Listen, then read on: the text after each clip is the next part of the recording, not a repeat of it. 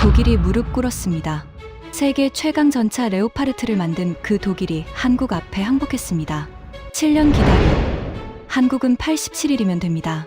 이탈리아 국방부의 한마디에 독일 방산업계 전체가 발칵 뒤집혔습니다. 하루 만에 4조 원이 증발했습니다. 폴란드, 루마니아, 체코까지 도미노처럼 계약을 취소했습니다. 40년간 유럽을 지배하던 독일 전차 제국이 무너지는 순간이었습니다. 결국 독일 최대 방산업체 CEO가 직접 서울행 비행기에 올랐습니다. 그가 창원에서 목격한 충격적인 광경. 지금부터 그 전말을 공개합니다. 시작하기 전 구독과 좋아요, 그리고 대한민국 화이팅 댓글로 한국을 응원해주세요. 미넨의 하늘은 낯빛으로 무겁게 내려앉아 있었습니다. 저는 KMW 본사 32층 집무실 창가에 서서 멀리 알프스 산맥의 흐릿한 능선을 바라보고 있었죠. 크라우스 마파이 베그만, 세계 최고의 전차 레오파르트를 만들어낸 독일 방산의 심장부, 그리고 저 한스 베버는 이 회사의 유럽 수출 총괄 부사장으로서 32년을 바쳐온 사람입니다. 창밖으로 보이는 공장 굴뚝에서는 하얀 연기가 피어오르고 있었습니다. 저 연기 아래서 지금 이 순간에도 레오파르트 EH7 전차의 포탑이 조립되고 있겠죠. 61년 인생 중 32년을 이 회사와 함께 했습니다. 군 복무 시절 기갑장교로 시작해서 제대 후 영업사원으로 입사해서 지금은 유럽 전체 수출을 총괄하는 자리까지 올랐습니다. 그때 책상 위 전화기가 울렸습니다. 베버 부사장님, 로마에서 전화입니다. 이탈리아 국방부 조달국장 마르코 베르톨리시요. 비서의 목소리에 저는 고개를 끄덕이며 수화기를 들었습니다. 마르코, 3년 동안 밤새워 와인을 마시며 협상했던 친구죠. 레오파르트 65대, 총 7,800억 원 규모의 빅딜을 성사시키기 직전이었습니다. 아마 최종 서명 일정을 잡자는 전화겠지. 마르코, 오랜만이네. 다음 주 로마에서 볼까? 계약서에 사인할 펜은 준비해뒀나? 저는 여유롭게 농담을 던졌습니다. 하지만 수화기 너머로 들려온 것은 예상과 전혀 다른 침묵이었습니다. 한스, 미안하네. 마르코의 목소리가 평소와 달리 무겁게 가라앉아 있었습니다. 저는 본능적으로 등줄기가 서늘해지는 것을 느꼈습니다.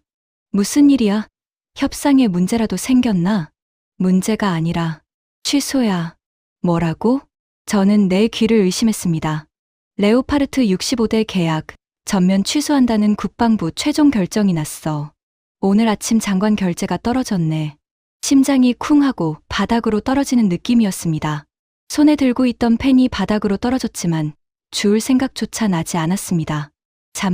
잠깐만. 마르코, 지금 장난하는 거지? 우리 3년 동안 협상했어. 3년. 지난달에 기술 실사까지 다 끝났잖아. 장난이 아니야, 한스. 마르코의 목소리에는 진심 어린 미안함이 묻어 있었습니다. 하지만 그 미안함이 저를 더욱 분노하게 만들었죠. 그럼 대체 이유가 뭔데? 가격이야? 가격이라면 5%까지는 더 깎아줄 수 있어. 납기가 문제야? 우리도 조금 더 당길 수 있다고. 저는 다급하게 말을 쏟아냈습니다. 7,800억 원. 올해 실적의 40%가 걸린 계약이었습니다. 이걸 놓치면 연말 이사회에서 제 목이 날아갈 수도 있었죠. 가격도 납기도 아니야. 마르코가 한숨을 쉬었습니다. 그럼 뭔데? 도대체 뭐가 문제야? 한국이야. 뭐? 저는 순간 내 귀를 의심했습니다.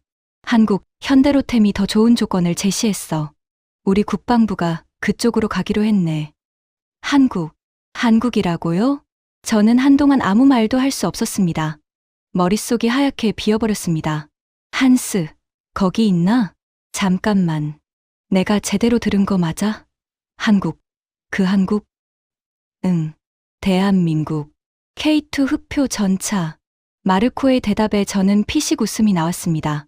어이가 없어서 나오는 웃음이었죠. 마르코, 너 지금 나한테 농담하는 거지? 한국 전차라니. 그거 우리 변속기 부품 수입해서 조립하는 그 한국 맞아? 우리가 30년 동안 핵심 부품 팔아주던 그 나라? 한스, 나도 처음엔 믿기 어려웠어. 하지만 그들의 제안서를 보고 나서 생각이 바뀌었네. 제안서? 무슨 제안서? 가격은 레오파르트의 3분의 1이야. 뭐? 납기는 87일. 저는 숨이 턱 막혔습니다. 87일. 87일이라고? 응. 계약 후 87일 안에 전차 65대 완납. 그게 한국이 제시한 조건이야. 87일. 우리 레오파르트는 계약 후 첫 번째 전차가 출고되기까지 최소 7년이 걸립니다. 7년. 그런데 한국은 87일이라니. 그건 불가능해. 절대 불가능한 숫자야. 나도 그렇게 생각했어. 그런데 한스, 그들이 폴란드에 이미 해냈어. 폴란드 K2 계약. 첫 번째 물량 87일 만에 완납. 이미 실전 배치까지 완료됐네. 저는 창가로 비틀거리며 걸어갔습니다. 다리에 힘이 풀려서 제대로 서 있기가 힘들었습니다. 창밖에 공장 굴뚝이 갑자기 낡고 초라해 보였습니다. 마르코, 우리 관계가 어떻게 되는 거야? 30년이잖아. 독일과 이탈리아, 나토의 형제국 아니었어? 미안해, 한스. 정말 미안해. 하지만 우리는 7년을 기다릴 수 없어. 러시아가 우크라이나 국경에 15만 대군을 배치했어. 미국은 우리한테 등 돌렸고, 우리에겐 당장 내일 굴러갈 전차가 필요해. 7년 뒤에 올 예술품이 아니라. 전화가 끊겼습니다. 저는 한참 동안 꺼진 수화기를 들고 멍하니 서 있었습니다. 창밖으로 눈발이 날리기 시작했습니다. 흰 눈이 공장 지붕 위로 내려앉고 있었습니다. 7,800억 원. 3년의 협상. 200억 원의 로비 비용. 그 모든 것이 한순간에 증발해버렸습니다. 그것도 한국에게. 저는 주먹으로 창문을 내리쳤습니다. 두꺼운 방탄유리가 둔탁한 소리를 냈지만 금 하나 가지 않았습니다. 하지만 제 손등에서는 피가 배어나오고 있었죠. 한국이라니. 저는 이를 악물었습니다. 감히 한국이? 1시간 뒤 KMW 본사 20층 전략회의실. 저는 긴급 임원회의를 소집했습니다. 타원형 회의 테이블 주위로 5명의 임원이 모여들었습니다. 마티아스 슈미트 CEO를 필두로 엘레나 피셔 기술이사, 프란츠 하이델 영업이사, 소피아 뮬러 품질관리이사, 그리고 막내 루카스 브라운 전략분석가까지. 회의실 벽면에는 레오파르트 전차의 역사를 보여주는 대형 사진들이 걸려 있었습니다. 1979년 첫 번째 레오파르트2가 분데스베어에 인도되던 날의 사진. 걸프전에서 사막을 질주하는 레오파르트의 모습. 그리고 나토 합동훈련에서 다른 전차들을 압도하는 레오파르트의 위용. 그 사진들 중 하나에서 젊은 엔지니어가 환하게 웃고 있었습니다. 제 아버지였습니다. 1979년 레오파르트2 양산 1호기 앞에서. 그때 아버지는 수석 엔지니어로서 그 전차의 심장인 MB873 엔진을 설계하셨죠. 아버지는 평생을 레오파르트에 바치셨습니다. 그리고 돌아가시기 전 제게 이렇게 말씀하셨어요. 한스, 레오파르트는 그냥 전차가 아니야. 독일 기술의 정수이고 독일 정신의 상징이야. 우리 손으로 만든 이 전차가 자유 세계를 지킬 거다. 저는 아버지의 유지를 이어받아 이 회사에 왔습니다. 그리고 32년 동안 레오파르트를 세계에 팔았습니다. 제 아들처럼 이 전차를 사랑했습니다. 그런데 지금 그 레오파르트가 한국 전차에게 밀렸다니. 자, 다들 들었겠지만 저는 무거운 목소리로 입을 열었습니다. 이탈리아가 우리 레오파르트 65대 계약을 취소했습니다. 7,800억 원짜리 계약이 날아갔어요. 회의실이 술렁였습니다. 임원들의 얼굴에 당혹감이 스쳐 지나갔습니다. 취소요? 왜요? 엘레나가 안경을 고쳤으며 물었습니다. 스위스 ETH 출신의 박사로 이 회사에서 가장 이성적인 사람이었죠. 한국이래. 제 대답에 회의실이 얼어붙었습니다. 한국이요? 응. 현대로템. K2 흡표. 순간 프란츠가 픽하고 웃음을 터뜨렸습니다. 하하, 한국 전차요? 부사장님, 지금 농담하시는 거죠? 프란츠 하이델. 55세의 베테랑 영업이사였습니다. 콧수염을 기른 전형적인 바이에른 남자로 독일 기술에 대한 자부심이 누구보다 강한 사람이었죠. 그의 웃음소리가 회의실에 울려 퍼졌습니다. 한국 전차라니, 그거 중동 사막에서나 굴러다니는 깡통 아닙니까? 우리가 파워팩 부품 팔아주던 그 나라잖아요. 프란츠, 나도 믿고 싶지 않지만 사실이야. 에이, 이탈리아 놈들이 협상 전략으로 그러는 겁니다. 가격 좀 더 깎아달라고 압박하는 거예요. 걱정 마세요. 제가 마르코한테 전화해서 진짜 속내를 파악해 볼게요. 프란츠가 자신만만하게 말했습니다. 이미 전화 받았어. 국방부 장관 결재까지 났대. 회의실이 다시 조용해졌습니다. 프란츠의 웃음이 굳어졌습니다. 그게 진짜입니까? 진짜야. 마티아스 CEO가 무거운 한숨을 내쉬었습니다. 은발의 68세 노장으로 40년간 이 회사를 이끌어온 전설적인 인물이었죠. 한스, 이탈리아가 제시한 이유가 뭔가? 두 가지입니다. 가격과 납기. 저는 화이트보드에 숫자를 적었습니다. 레오파르트 EH1 단가 대당 약 120억 원. K2 흑표 단가 대당 약 40억 원. 3분의 1이에요. 3분의 1. 프란츠가 코웃음을 쳤습니다. 싼 게 비지떡이죠. 중국산 짝퉁도 싸긴 싸잖아요. 그리고 납기. 저는 다음 숫자를 적었습니다. 레오파르트 납기 7년. K2 납기 87일. 회의실이 또다시 술렁였습니다. 87일. 말도 안 돼요. 소피아가 손을 내저었습니다. 품질 관리 30년 경력의 베테랑이었습니다. 전차 한 대 만드는 데만 6개월이에요. 87일 만에 65대를 어떻게 찍어내요? 품질은요? 검수는요? 나도 그렇게 생각했어. 하지만 한국은 이미 폴란드에서 해냈대. 폴란드요? 응. 폴란드 K2 계약 첫 번째 물량. 87일 완납. 이미 실전 배치까지 끝났대. 침묵이 흘렀습니다. 회의실 창밖으로 눈이 더 세차게 내리고 있었습니다. 미네네 겨울은 언제나 이렇게 잔인했습니다. 하지만 오늘따라 그 추위가 뼛속까지 파고드는 것 같았습니다. 잠깐만요. 막내 루카스가 조심스럽게 손을 들었습니다. 올해 29세인 전략 분석가로 MIT에서 공학 석사를 마치고 입사한 지 3년 된 청년이었죠. 제가 최근 동아시아 방산시장 분석을 했는데요. 한국의 K2 전차 데이터가 좀 뭐가? 생각보다 인상적이었습니다. 최고 속도 70km, 실전 가동률 94%, 부품 호환성. 닥쳐. 프란츠가 테이블을 내리쳤습니다. 루카스, 너 아직 젊어서 모르는 거야. 스펙 좀 좋으면 뭐해? 우리 레오파르트는 40년간 실전에서 검증된 전차야. 걸프전에서, 아프가니스탄에서, 발칸에서 한국 전차가 어디서 싸워봤어? 응. 사막에서 낙타나 쫓아다녔겠지. 프란츠의 얼굴이 붉게 달아올랐습니다. 독일 기술을 무시하는 거야 뭐야? 루카스가 움츠러들었습니다. 하지만 그의 눈은 여전히 뭔가 할 말이 있다는 듯 반짝이고 있었습니다. 저는 벽에 걸린 아버지의 사진을 바라봤습니다. 젊은 시절의 아버지, 자신이 만든 전차 앞에서 자랑스럽게 웃고 있는 모습. 아버지는 돌아가시는 순간까지 레오파르트가 세계 최고라고 믿으셨습니다. 하지만 지금 그 레오파르트가 도전받고 있습니다. 아시아의 작은 나라에게. 마티아스 사장님. 저는 CEO를 똑바로 바라봤습니다. 이탈리아만의 문제가 아닐 수 있습니다. 다른 유럽 고객사들에게도 비슷한 접근이 있었는지 확인해야 합니다. 마티아스가 고개를 끄덕였습니다. 동의하네. 엘레나, 폴란드와 루마니아 쪽 동향 파악해봐. 프란츠는 체코와 그리스 라인 체크하고. 한스, 자네는. 바로 그 순간이었습니다. 회의실 전화기가 울렸습니다. 네, 접니다. 마티아스가 수화기를 들었습니다. 그리고 점점 그의 표정이 굳어지기 시작했습니다. 뭐라고? 폴란드에서? 회의실의 모든 시선이 CEO에게 집중됐습니다. 180대 계약. 재검토? 저는 심장이 멎는 것 같았습니다. 전화는 끊기지 않았습니다. 마티아스 CEO가 첫 번째 전화를 끊자마자 두 번째 전화가 울렸습니다. 여보세요? 네, KMW 회장 씨입니다.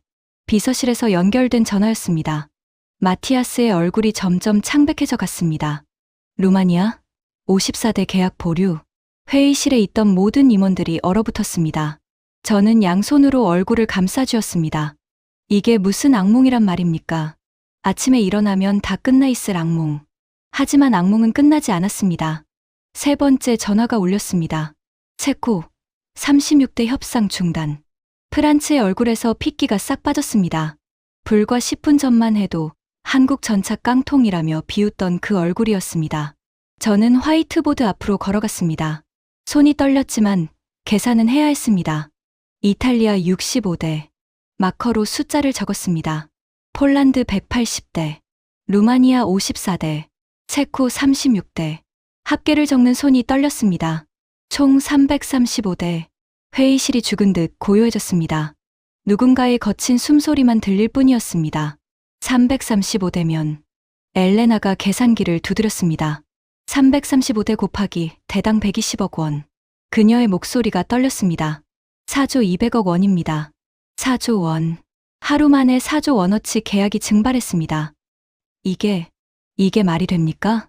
프란츠가 허탈하게 웃었습니다. 더 이상 비웃음이 아니었습니다. 공포에 질린 웃음이었습니다. 하루 만에 4조가 날아가다니. 하루 만에? 저는 창밖을 바라봤습니다. 눈은 계속 내리고 있었습니다. 하얀 눈이 공장 지붕 위로, 주차장 위로, 레오파르트 테스트 트랙 위로 소리 없이 쌓이고 있었습니다. 마치 독일 방산업의 관 위에 흙이 덮이는 것처럼. 한스, 마티아스가 저를 불렀습니다. 그의 눈은 충혈되어 있었고 목소리는 갈라져 있었습니다. 도대체 한국이 뭘 한 거야? 저도 모릅니다, 사장님. 저는 정직하게 대답할 수밖에 없었습니다. 하지만 알아내야 합니다. 지금 당장. 저는 주머니에서 스마트폰을 꺼냈습니다. 이탈리아 방산 담당자의 연락처를 뒤졌습니다. 그러다 문득 한 이름이 눈에 들어왔습니다. 김도연. 현대로템 유럽 사업본부장. 2년 전 방산 전시회에서 명함을 교환했던 한국인이었습니다. 그때 저는 그의 명함을 받아들고 속으로 비웃었습니다. 한국 전차, 귀엽네. 라고요. 지금 생각하면 그게 얼마나 오만했는지.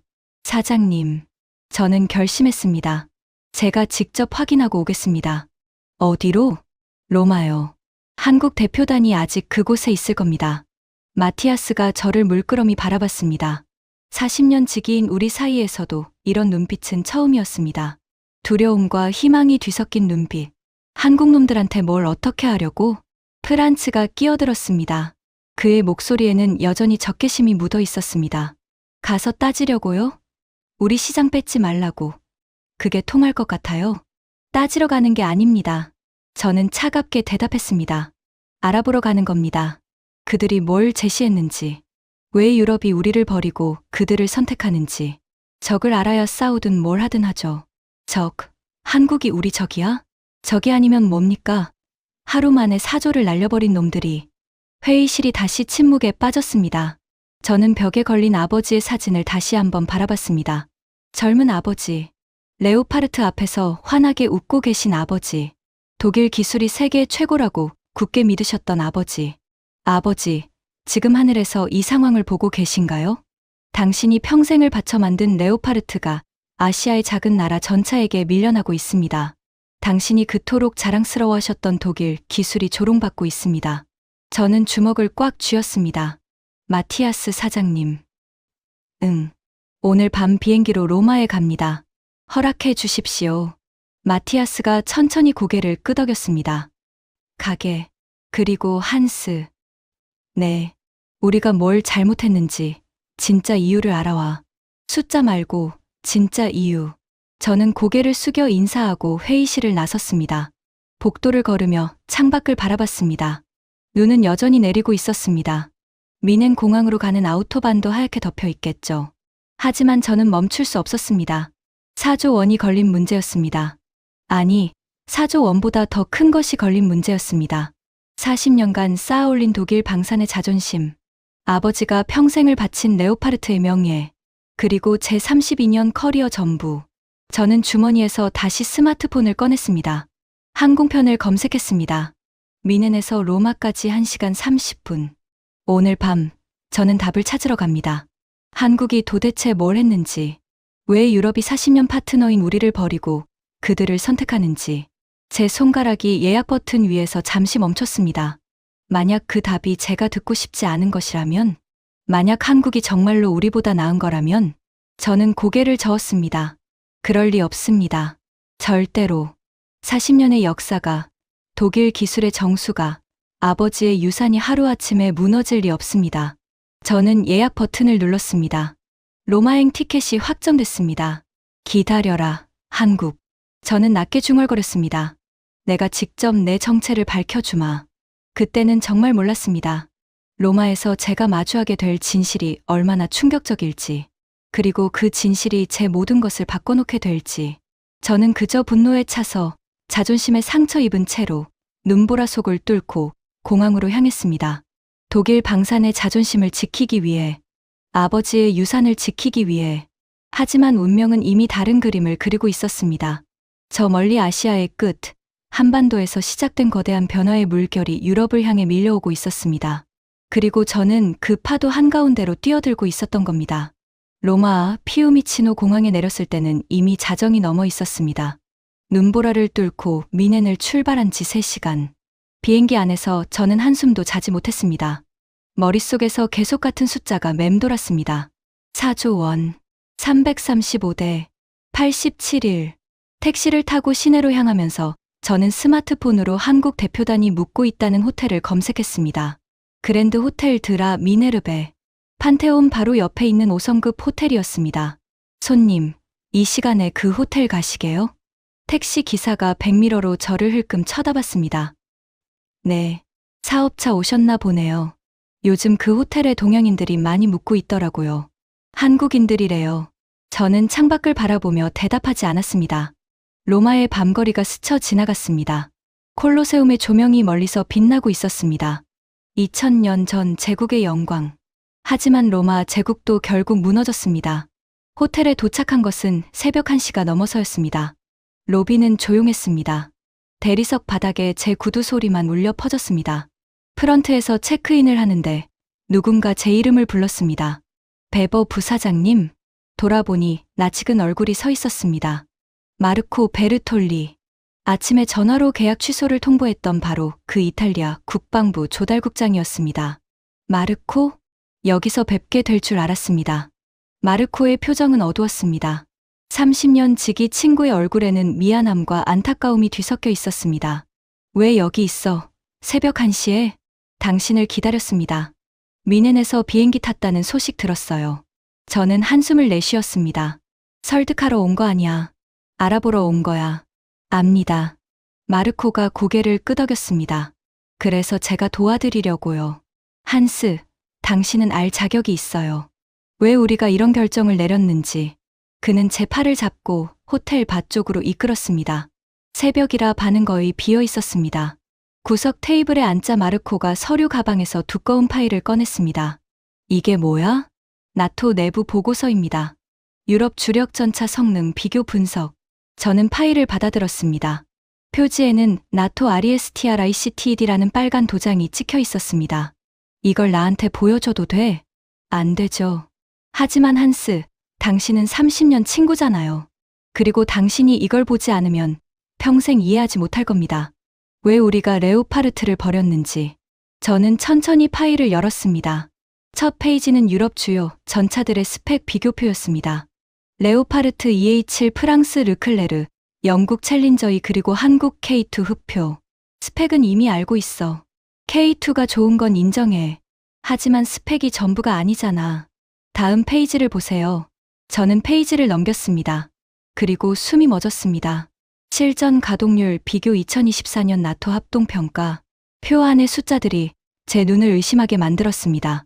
레오파르트 EH 22%, 르클레르 31%, 챌린저이 28%, K2 흑표 94%, 22%. 제 목소리가 갈라졌습니다. 이게 무슨 소리야? 우리 레오파르트 가동률이 22%라고? 사실입니다, 한스. 마르코가 무거운 목소리로 말했습니다. 나토 합동훈련 때마다 데이터를 수집했어요.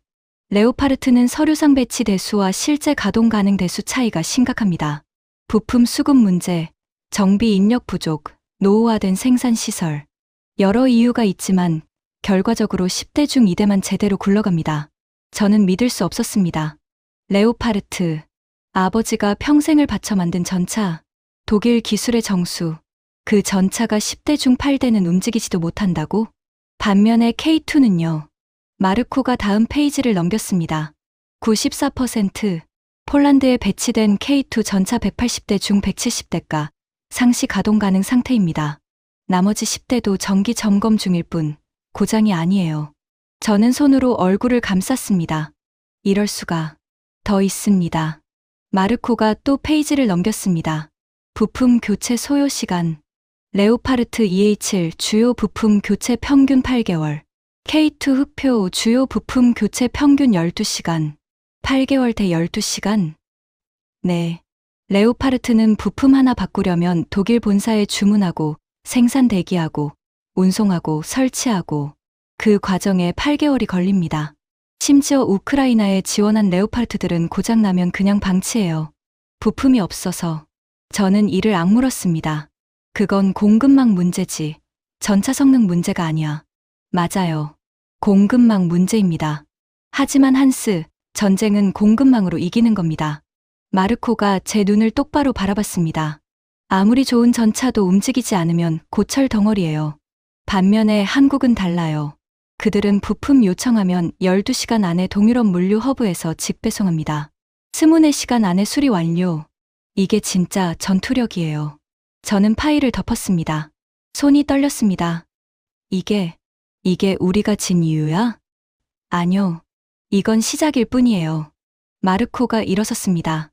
진짜 충격적인 건 내일 아침에 보여드릴게요. 한국 대표단이 우리 국방부에 프레젠테이션 합니다. 거기 오세요. 뭐, 당신을 초대했어요. 한국 측 대표가. 한국 측이 나를? 네, 김도연 본부장이요. 당신이 로마로 온다는 소식 듣고 직접 오셔서 보시라고 하더군요. 저는 어리둥절했습니다. 왜? 적에게 왜 자기네 전략을 보여주려고 해? 마르코가 쓸쓸하게 웃었습니다. 그게 그들의 자신감이에요, 한스.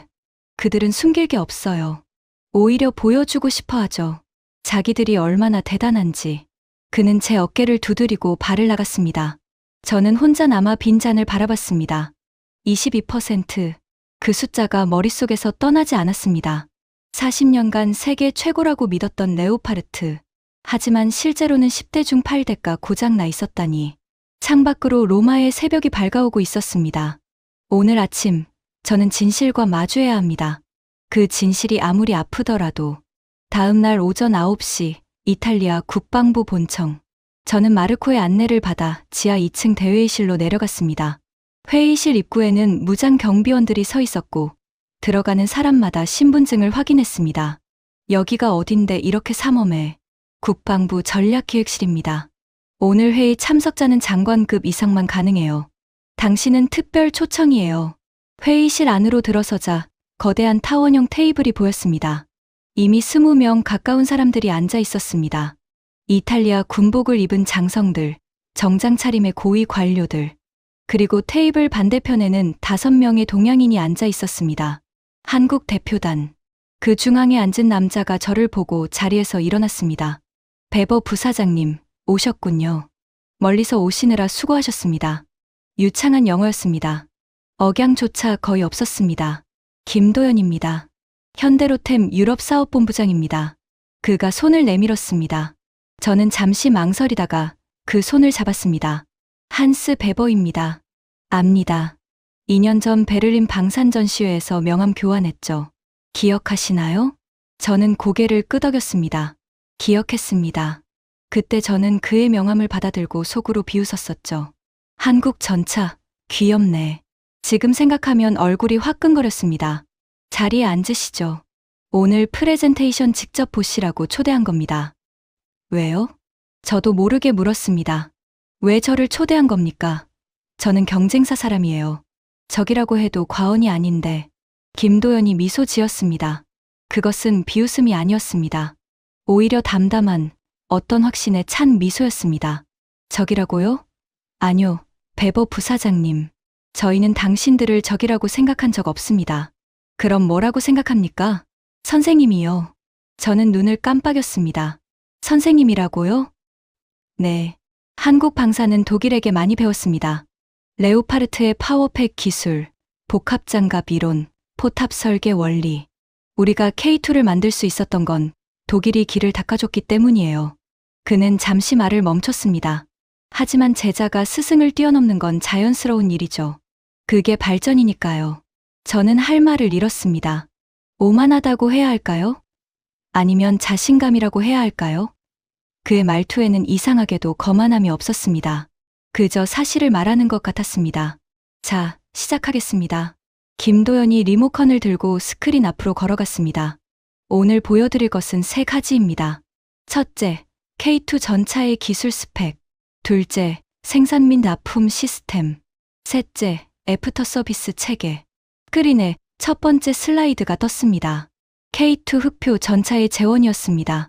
K2 흑표, 최고 속도 시속 70km, 주행거리 450km, 120mm 활강포, 자동 장전 시스템으로 분당 열발 발사 가능. 이탈리아 장성들이 고개를 끄덕였습니다. 하지만 스펙은 중요하지 않습니다. 김도연의 말에 회의실이 술렁였습니다. 스펙이 중요하지 않다고요? 한 장군이 물었습니다. 네, 스펙은 카탈로그에 불과합니다. 중요한 건 실전입니다. 그가 다음 슬라이드로 넘겼습니다. 화면에 지도가 떴습니다. 폴란드 지도. 2년 전 폴란드가 저희에게 긴급 발주를 넣었습니다. 러시아의 우크라이나 침공 직후였죠. 그들은 전차 180대를 원했습니다. 슬라이드가 바뀌었습니다. 그래프가 나타났습니다. 독일 KMW에서 제시한 납기 7년. 저는 이를 악물었습니다. 프랑스 넥스터 제시 납기 5년. 미국 제너럴 다이내믹스 4년. 슬라이드가 바뀌었습니다. 현대로템 납기 87일. 회의실이 웅성거렸습니다. 87일 만에 180대를요? 아니요. 김도연이 고개를 저었습니다. 87일 만에 첫 번째 물량 48대를 납품했습니다. 그리고 6개월 안에 180대 전량을 완납했습니다. 스크린에 사진이 떴습니다. 폴란드 그단스크 항구. 거대한 화물선에서 K2 전차들이 줄지어 내려오고 있었습니다. 이게 87일째 되는 날 찍은 사진입니다. 저는 믿을 수 없었습니다. 어떻게 가능합니까? 전차는 주문 생산입니다. 부품 조달부터 조립, 검수까지 최소 2년은 걸리는데. 좋은 질문입니다. 김도연이 다음 슬라이드로 넘겼습니다. 화면에 거대한 공장의 항공사진이 나타났습니다. 대한민국 경상남도 창원시 현대로템 창원 공장입니다. 연간 K2 전차 생산 능력 200대. 200대요? 네. 하지만 이건 평시 생산 능력입니다. 그가 다음 슬라이드를 넘겼습니다. 전시 체제로 전환하면 400대까지 증산 가능합니다. 24시간 3교대 풀가동 시 저는 숨이 막혔습니다. 그게 어떻게? 우리는 만약을 대비합니다. 김도연의 목소리가 단단해졌습니다. 대한민국은 70년 동안 휴전 상태입니다. 북쪽에는 100만 대군이 있어요. 우리에게 7년 뒤 납품은 불가능한 옵션입니다. 전쟁이 나면 당장 내일 전차가 필요하니까요. 스크린에 또 다른 사진이 떴습니다. 창원 공장 내부. 거대한 로봇팔들이 전차 포탑을 조립하고 있었습니다. 우리 공장은 평화로울 때도 전쟁 준비를 합니다. 재고 부품 항상 3개월치 확보. 생산 라인 언제든 증산 가능. 물류 시스템 실시간 가동. 그가 저를 바라봤습니다.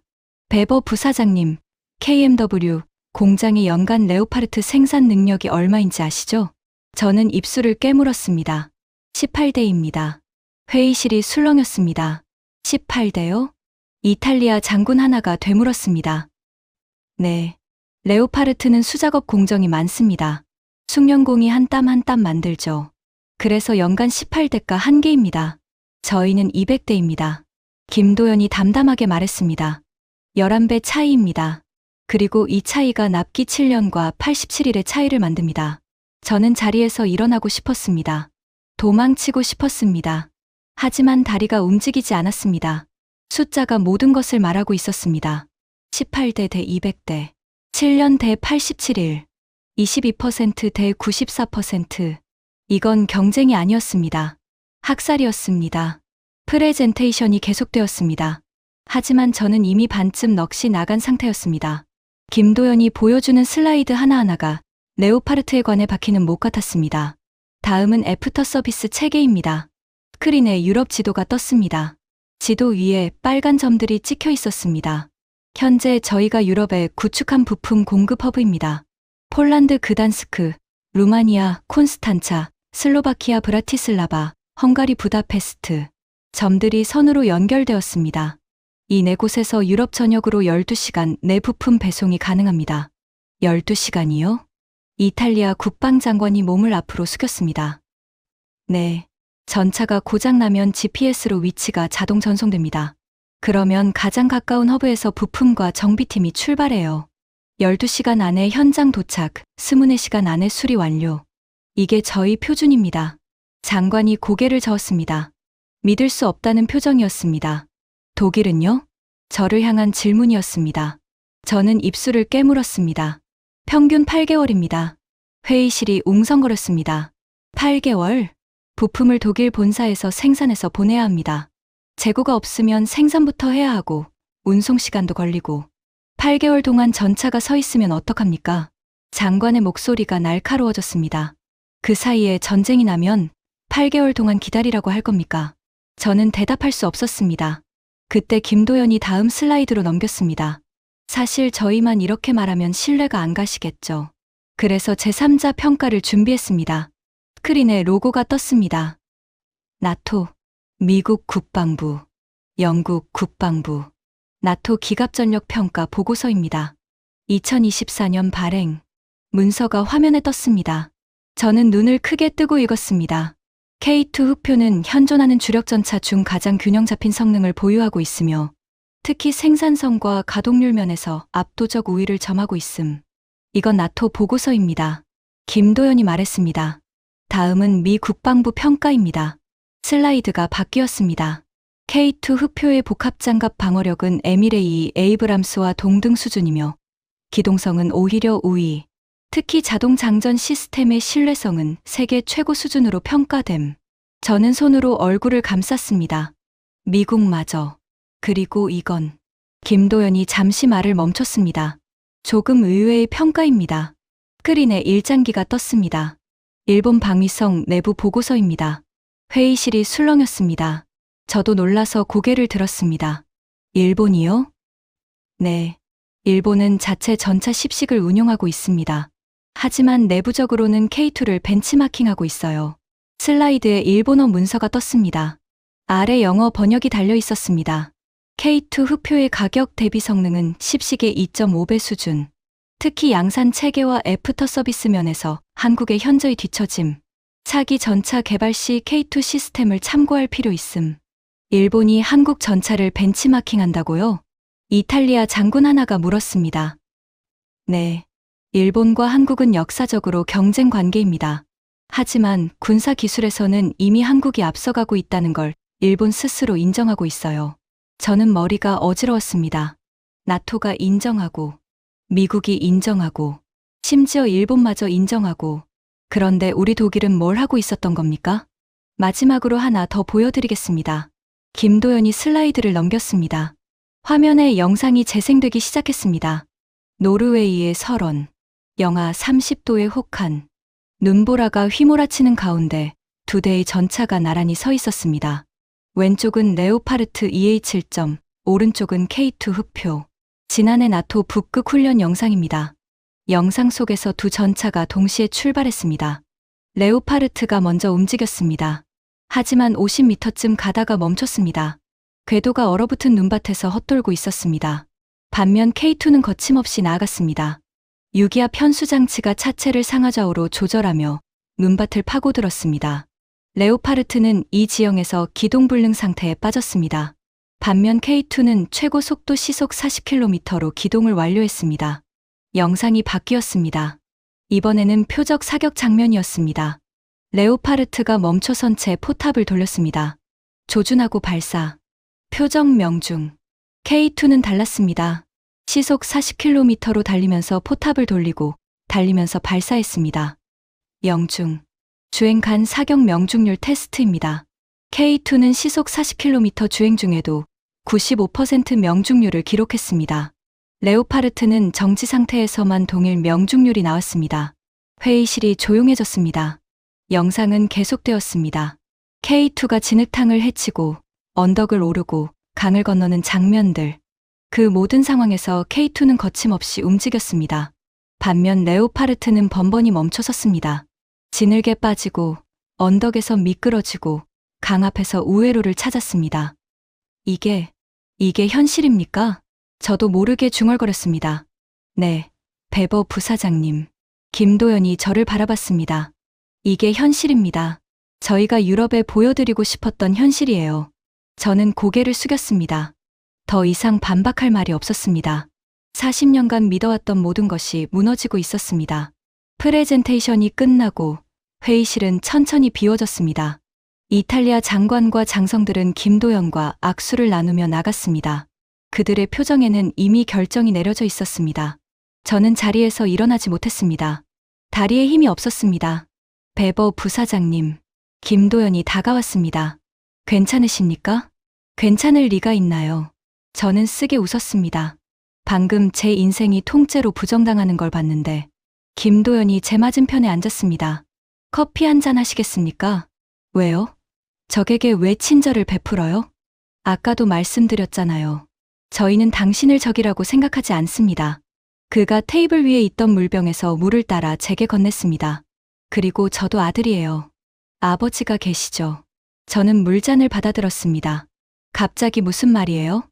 아까 프레젠테이션 중에 부사장님 표정을 봤습니다.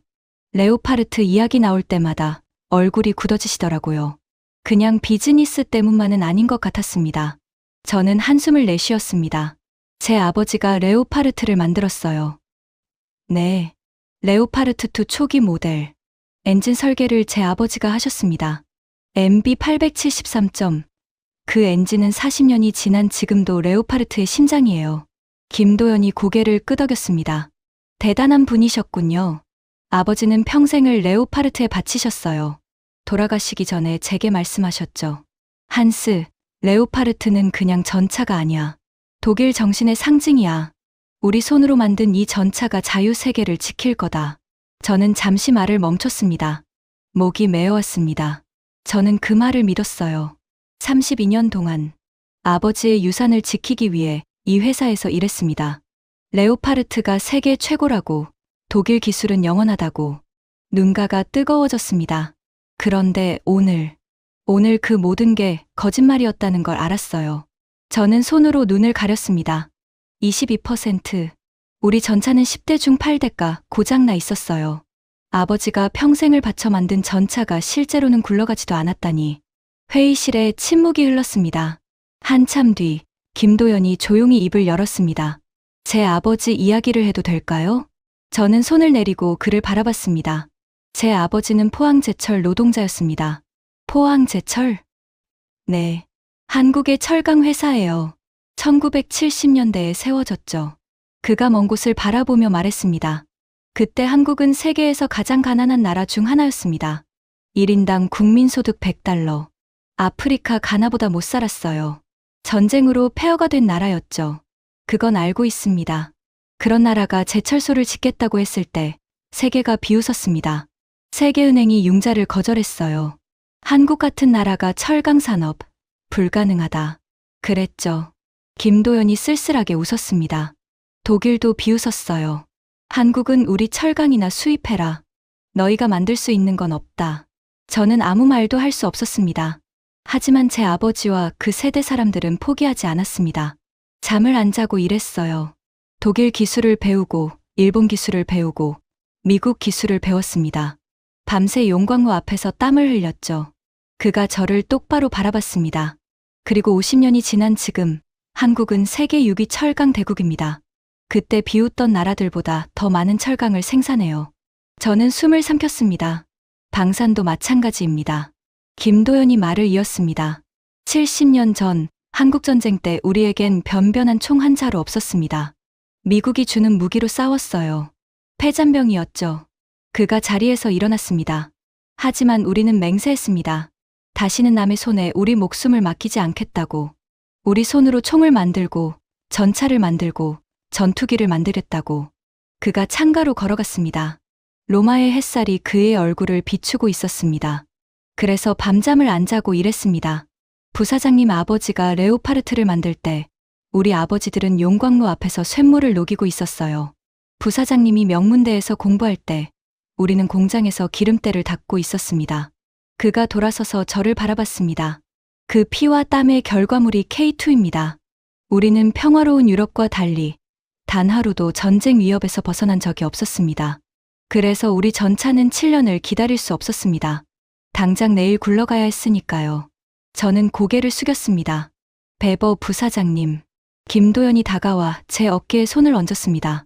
부사장님 아버지를 모욕하려는 게 아닙니다. 레오파르트는 위대한 전차예요. 정말로. 그 전차가 없었으면 K2도 없었습니다. 저는 고개를 들어 그를 바라봤습니다. 하지만 세상은 변합니다. 어제의 최고가 오늘의 최고는 아니에요. 그리고 그건 부끄러운 일이 아닙니다. 자연스러운 일이에요. 그가 미소 지었습니다. 부사장님 아버지가 살아계셨다면 아마 이렇게 말씀하셨을 겁니다. 한스, 우리가 졌다고 부끄러워하지 마라. 졌다는 걸 인정하지 못하는 게 부끄러운 거야. 저는 눈을 감았습니다. 아버지, 정말 그렇게 말씀하셨을까요? 40년 전 레오파르트 앞에서 환하게 웃던 젊은 아버지. 독일 기술이 세계 최고라고 자랑스러워하시던 아버지. 하지만 아버지는 엔지니어셨습니다. 진정한 기술자셨죠. 기술자는 사실을 직시합니다. 감정에 휘둘리지 않습니다. 데이터가 말하면 인정합니다. 22% 대 94%, 7년 대 87일, 18대 대 200대. 숫자가 모든 것을 말하고 있었습니다. 아버지라면, 저는 천천히 입을 열었습니다. 아버지라면 아마 이렇게 말씀하셨을 겁니다. 저는 눈을 떴습니다. 한스, 더 잘하는 놈이 있으면 배워라. 그게 기술자다. 김도연이 고개를 끄덕였습니다. 좋은 아버지셨네요. 저는 자리에서 일어났습니다. 다리가 아직 떨렸지만 서 있을 수는 있었습니다. 김 본부장. 네, 내일 시간 있습니까? 무슨 일이시죠? 저는 깊이 숨을 들이쉬었습니다. 한국 공장을 보고 싶습니다. 창원. 그곳을 직접 보고 싶어요. 김도연의 눈이 커졌습니다. 정말이십니까? 네. 숫자만으로는 믿기 어렵습니다. 직접 눈으로 봐야겠어요. 어떻게 87일 만에 전차를 만드는지, 어떻게 94% 가동률을 유지하는지. 저는 그의 눈을 똑바로 바라봤습니다. 그리고 만약 그게 사실이라면 우리도 배워야 합니다. 김도연이 천천히 미소 지었습니다. 환영합니다, 부사장님. 창원에서 뵙겠습니다. 그가 손을 내밀었습니다. 저는 그 손을 잡았습니다. 이번에는 망설이지 않았습니다. 회의실 창밖으로 로마의 오후 햇살이 쏟아지고 있었습니다. 콜로세움의 실루엣이 멀리 보였습니다. 2000년 전 로마 제국도 무너졌습니다. 하지만 그 폐허 위에 새로운 문명이 피어났습니다. 어쩌면 이것도 그런 것일지 모릅니다. 레오파르트의 시대가 저물고 K2의 시대가 밝아오는 것. 아버지, 저는 지금 새로운 출발선에 서 있습니다. 부끄럽지만, 두렵지만. 아버지라면 분명 이렇게 말씀하셨을 겁니다. 한스, 넘어지는 건 부끄러운 게 아니야. 일어나지 않는 게 부끄러운 거야. 저는 일어서겠습니다. 그리고 배우겠습니다. 40년의 자존심을 내려놓고 새로운 시대의 학생이 되겠습니다. 인천공항에 내렸을 때 저는 긴장하고 있었습니다. 로마에서 서울까지 12시간. 비행기 안에서 저는 계속 생각했습니다. 내가 지금 뭘 하고 있는 건가? 32년 동안 경쟁자라고 여겼던 나라에 배우러 가다니. 하지만 돌아갈 수는 없었습니다. 숫자가 모든 것을 말해주고 있었으니까요. 공항 출구에 김도연 본부장이 직접 마중 나와 있었습니다. 잘 오셨습니다, 부사장님. 비행은 편하셨습니까? 네, 덕분에. 저는 짧게 대답했습니다. 아직 마음의 준비가 안 되어 있었습니다. 바로 창원으로 가시겠습니까? 아니면 서울에서 하루 쉬셨다가 바로 가죠. 저는 단호하게 말했습니다. 여기까지 온 이상 빨리 보고 싶습니다. 김도연이 고개를 끄덕였습니다. 알겠습니다. KTX로 2시간 반이면 도착합니다. KTX. 한국의 고속철도, 독일 IC를 모델로 만들었다고 들었습니다. 하지만 지금은 한국이 독자 기술로 더 빠른 열차를 만들고 있다고 하더군요. 열차 창밖으로 한국의 풍경이 스쳐 지나갔습니다. 서울의 빌딩숲, 수원의 삼성공장, 대전의 연구단지, 그리고 끝없이 펼쳐지는 산과 들. 작은 나라라고 생각했는데 저도 모르게 중얼거렸습니다. 네. 아무것도 아닙니다. 하지만 사실이었습니다. 독일에서 한국은 항상 작은 나라로 여겨졌습니다. 국토 면적 10만 제곱킬로미터. 독일의 3분의 1도 안 되는 땅. 그 작은 땅에 5천만 명이 살고 있다고. 그런데 지금 창밖으로 보이는 풍경은 작은 나라가 아니었습니다. 거대한 공장들, 끊임없이 달리는 화물 트럭들, 항구에 줄지어 선 컨테이너선들. 이 나라는 숨 쉬고 있었습니다. 거대한 심장처럼 쿵쿵 뛰고 있었습니다. 창원역에 도착한 것은 오후 4시였습니다.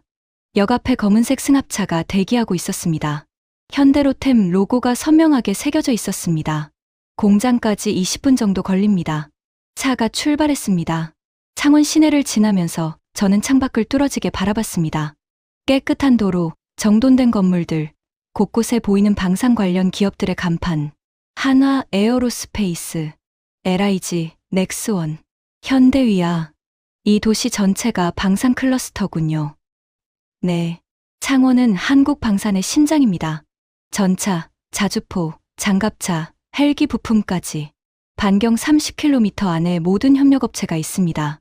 30km 안에 전부? 네, 그래서 부품 조달이 빠른 겁니다. 독일처럼 전국에 흩어져 있으면 물류비도 들고 시간도 걸리죠. 우리는 모든 게 한 곳에 모여 있습니다. 저는 고개를 끄덕였습니다. 그때 차가 거대한 철문 앞에 멈췄습니다. 현대로템 창원 공장. 간판 글씨가 눈에 들어왔습니다. 철문이 천천히 열렸습니다. 그리고 저는 숨을 삼켰습니다. 거대했습니다. 축구장 수십 개를 합쳐 놓은 것 같은 부지. 그 위에 늘어선 거대한 공장 건물들. 하늘 높이 솟은 크레인들. 쉴 새 없이 오가는 지게차와 트레일러들. 여기가 전차 공장입니까? 네. K2 흑표의 고향입니다. 차에서 내리자 굉음이 귀를 때렸습니다. 금속을 자르는 소리, 용접 불꽃이 튀는 소리, 크레인이 움직이는 소리. 이 공장은 살아 있었습니다. 안내해 드리겠습니다. 김도연을 따라 공장 안으로 들어갔습니다. 첫 번째 구역은 차체 조립 라인이었습니다. 저는 눈을 의심했습니다. 거대한 로봇팔들이 춤을 추듯 움직이고 있었습니다.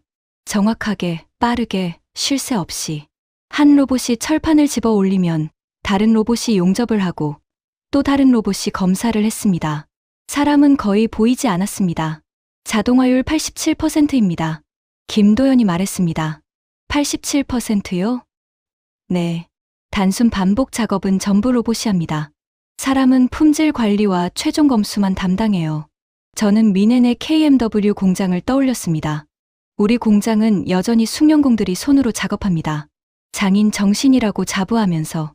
하지만 그 장인 정신 때문에 연간 생산량이 18대에 불과한 거였습니다. 저기 보이는 게 K2 차체입니다. 김도연이 가리킨 곳에 반쯤 완성된 전차 차체가 컨베이어 벨트 위에 놓여 있었습니다. 그 뒤로 또 하나, 또 하나. 끝이 보이지 않았습니다. 지금 라인에 몇 대나 있습니까? 이 라인에만 24대입니다. 공장 전체로는 현재 78대가 동시 생산 중이에요. 78대요? 저는 믿을 수 없었습니다. 우리 공장은 한 번에 3대를 만듭니다. 그것도 빠듯하게. 그런데 이 공장은 78대를 동시에? 이쪽으로 오시죠. 다음 구역은 포탑 조립 라인이었습니다. 여기서는 사람들이 일하고 있었습니다. 하지만 그들의 모습은 제가 예상한 것과 달랐습니다. 젊었습니다. 대부분 20대, 30대로 보였습니다. 그리고 그들의 눈빛은 지쳐있지 않았습니다. 오히려 번들거렸습니다. 열정으로. 한 젊은 엔지니어가 포탑 내부의 머리를 박고 뭔가를 점검하고 있었습니다. 그의 작업복에는 기름때가 묻어 있었고 이마에는 땀이 흘렀습니다. 저 친구는 누구입니까? 박준호 사원입니다. 입사 2년 차예요. 서울대 기계공학과 수석 졸업했습니다. 서울대면 한국 최고 대학 아닙니까? 네. 최고 대학 수석 졸업자가 공장에서 기름때 묻혀가며 일한다고요? 김도연이 미소 지었습니다. 한국에서는 그게 자랑입니다. 책상에 앉아있는 엔지니어보다 현장에서 기름때 묻히는 엔지니어가 더 대우받아요. 그래야 진짜 물건을 만들 수 있으니까. 저는 할 말을 잃었습니다. 독일에서는 어떻습니까? 최고 대학 졸업생들은 컨설팅 회사나 금융권으로 갑니다. 공장. 그건 직업학교 출신들이나 가는 곳이라고 여기죠. 하지만 이 나라는 달랐습니다. 최고의 인재들이 공장에서 일하고 있었습니다. 자부심을 갖고, 열정을 갖고, 시간이 되셨으면 마지막으로 보여드릴 곳이 있습니다. 김도연이 저를 안내한 곳은 공장 맨 끝에 있는 건물이었습니다. 문을 열고 들어가는 순간 저는 숨이 멎었습니다. 완성된 K2 전차들이 줄지어 서 있었습니다. 10대, 20대, 30대. 세어보니 48대였습니다. 검은색 광택이 조명을 받아 반짝이고 있었습니다. 120mm 주포가 하늘을 향해 뻗어 있었습니다. 거대한 궤도가 바닥에 단단히 박혀 있었습니다. 아름다웠습니다. 전차가 아름답다니 이상하게 들리겠지만 그것 외에는 표현할 말이 없었습니다. 이게 내일 폴란드로 출발하는 물량입니다. 내일요? 네. 아침 6시에 부산항으로 이동합니다. 일주일 뒤면 폴란드 그단스크에 도착해요. 저는 천천히 전차들 사이를 걸었습니다. 손을 뻗어 차체를 만져봤습니다. 차가운 금속 표면. 하지만 그 안에는 뜨거운 심장이 뛰고 있는 것 같았습니다. 이게 목이 메어 말이 나오지 않았습니다. 이게 87일의 기적입니까? 기적이 아닙니다. 부사장님. 김도연이 제 옆에 섰습니다. 이건 노력입니다. 70년간 쌓아온 노력. 전쟁의 공포 속에서, 가난의 서름 속에서 이 악물고 달려온 결과입니다.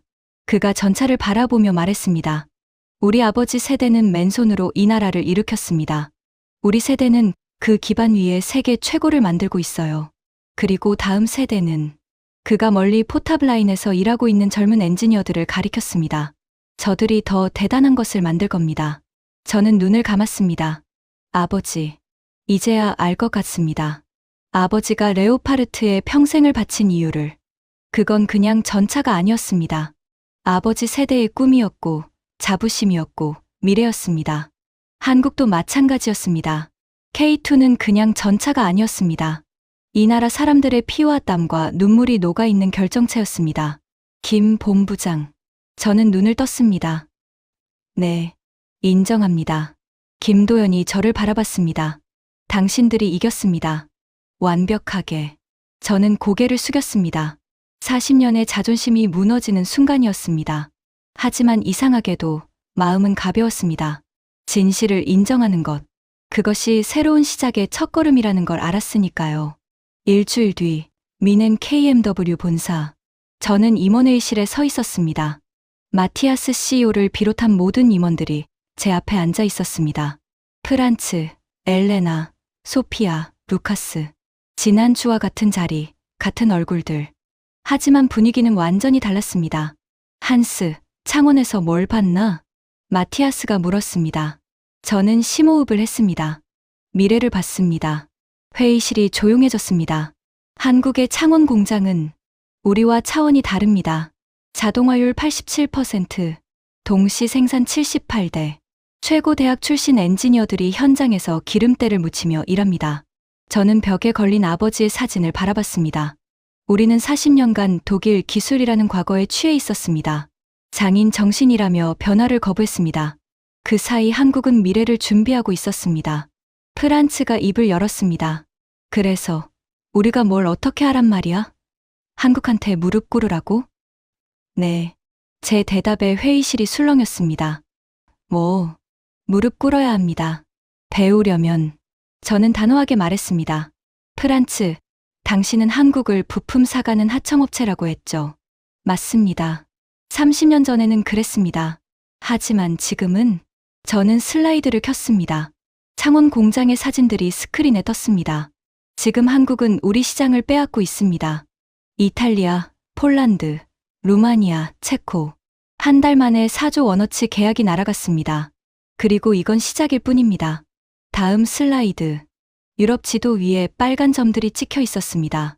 현재 한국과 협상 중인 유럽 국가들입니다. 노르웨이, 핀란드, 그리스, 스페인. 심지어 영국도 K2에 관심을 보이고 있습니다. 회의실이 웅성거렸습니다. 영국까지? 네. 챌린저의 후속 전차로 K2를 검토 중입니다. 프란츠의 얼굴이 창백해졌습니다. 이대로 가면 5년 안에 유럽 전차 시장은 한국이 장악합니다. 저는 마티아스를 바라봤습니다. 사장님, 우리에게 두 가지 선택지가 있습니다. 말해보게. 첫째, 지금처럼 계속합니다. 독일 기술의 자존심을 외치며 장인 정신을 고집하며 그러다 10년 뒤 문을 닫습니다. 마티아스의 눈이 흔들렸습니다. 둘째, 한국과 손을 잡습니다. 그들의 생산 시스템을 배우고 그들의 공급망에 편입됩니다. 자존심은 상하겠지만 살아남을 수 있습니다. 침묵이 흘렀습니다. 무거운, 숨막히는 침묵. 사장님, 제가 말을 이었습니다. 제 아버지는 레오파르트를 만든 사람입니다. 평생을 이 회사에 바치셨죠. 아버지가 살아계셨다면 뭐라고 하셨을까요? 저는 벽의 사진을 바라봤습니다. 아버지는 엔지니어셨습니다. 진정한 기술자요. 기술자는 사실을 직시합니다. 감정에 휘둘리지 않습니다. 더 나은 기술이 있으면 인정합니다. 저는 마티아스를 똑바로 바라봤습니다. 아버지라면 이렇게 말씀하셨을 겁니다. 한스, 졌으면 인정해라. 그리고 배워라. 그게 기술자다. 회의실에 다시 침묵이 흘렀습니다. 마티아스가 천천히 자리에서 일어났습니다. 68세 노장의 어깨가 축 처져 있었습니다. 하지만 그의 눈빛은 여전히 살아 있었습니다. 한스, 네, 사장님. 서울에 갈 준비해라. 회의실이 술렁였습니다. 서울이요? 그래. 현대로템 본사에 직접 가겠네. 프란츠가 벌떡 일어났습니다. 사장님, 우리가 왜 한국까지 가야 합니까? 그건 굴복이에요. 굴복이 아니야, 프란츠. 마티아스가 차분하게 말했습니다. 생존이야. 그가 창밖을 바라봤습니다. 미넨의 회색 하늘 아래 KMW 공장의 굴뚝이 보였습니다. 40년 전 내가 이 회사에 입사했을 때 우리는 세계 최고였네. 냉전 시대, 자유 세계는 레오파르트 없이 버틸 수 없었어. 그가 돌아섰습니다. 하지만 세상은 변했네. 우리가 과거의 영광에 취해 있는 동안 한국은 미래를 준비했어. 그 결과가 지금이야. 그가 제 어깨에 손을 얹었습니다. 한스, 자네 아버지는 위대한 엔지니어였어. 그리고 자네도 그렇네. 진실을 직시할 용기가 있으니까. 저는 고개를 숙였습니다. 서울에 가세. 그리고 한국에 제안하게. 합작이요? 그래. 레오파르트의 기술과 K2의 생산 시스템. 합치면 세계 최고의 전차를 만들 수 있어. 혼자서는 못 이기지만 함께라면 가능하네. 마티아스가 미소 지었습니다. 40년 만에 처음 보는 편안한 미소였습니다. 독일과 한국, 둘이 손잡으면 무서울 게 없어. 그게 내 마지막 비전이야. 저는 고개를 들어 사장님을 바라봤습니다. 알겠습니다. 서울에 가겠습니다. 3일 뒤 서울 현대로템 본사. 회의실 창밖으로 한강이 보였습니다. 저는 김도연 본부장과 마주 앉아 있었습니다. 테이블 위에는 제가 가져온 제안서가 놓여 있었습니다. 검토해 주셔서 감사합니다. 솔직히 놀랐습니다. 부사장님. 김도연이 서류를 내려놓았습니다. 독일이 먼저 손을 내밀 줄은 몰랐어요. 저도 한 달 전에는 상상 못했습니다. 저는 쓸쓸하게 웃었습니다. 하지만 세상이 변했으니까요. 변화에 적응하지 못하면 죽습니다. 김도연이 고개를 끄덕였습니다. 좋습니다. 현대로템은 KMW의 제안을 긍정적으로 검토하겠습니다. 저는 숨을 내쉬었습니다. 감사합니다. 단, 조건이 있습니다. 말씀하세요. 동등한 파트너십이어야 합니다. 우리가 독일 밑으로 들어가는 것도, 독일이 우리 밑으로 들어오는 것도 아닙니다. 50대 50점. 저는 고개를 끄덕였습니다. 동의합니다. 그리고 하나 더. 김도연이 저를 바라봤습니다. 부사장님이 합작법인의 공동대표를 맡아주셨으면 합니다. 저요? 네. 독일 측에서 진심으로 변화를 원하는 사람이 필요합니다. 부사장님은 창원까지 오셨어요. 그 용기가 필요합니다. 저는 잠시 생각했습니다. 32년을 바친 KMW, 아버지의 유산인 레오파르트, 그 모든 것을 뒤로 하고 새로운 길을 가야 한다는 뜻이었습니다. 하지만 이미 결정은 내려져 있었습니다. 수락하겠습니다. 김도연이 손을 내밀었습니다. 저는 그 손을 잡았습니다. 새로운 시대를 향해, 새로운 파트너십을 향해. 회의실 창밖으로 석양이 지고 있었습니다. 한강 위로 붉은 노을이 번지고 있었습니다. 저 강물은 서해로, 서해는 대양으로 흘러갑니다. 그리고 그 대양 너머에는 유럽이 있습니다. 독일이 있습니다. 두 나라가, 두 회사가, 두 사람이 손을 잡았습니다. 과거와 미래가 만났습니다. 그리고 새로운 역사가 시작되었습니다. 지금까지 독일 방산업계가 한국 K2 전차 앞에 무릎 꿇은 충격적인 이야기였습니다. 대한민국의 저력을 세계에 알릴 수 있도록 이 영상을 널리 공유해 주세요. 작은 관심이 대한민국을 더 강하게 만듭니다. 구독과 좋아요도 부탁드립니다. 지금까지 감동날다였습니다. 감사합니다.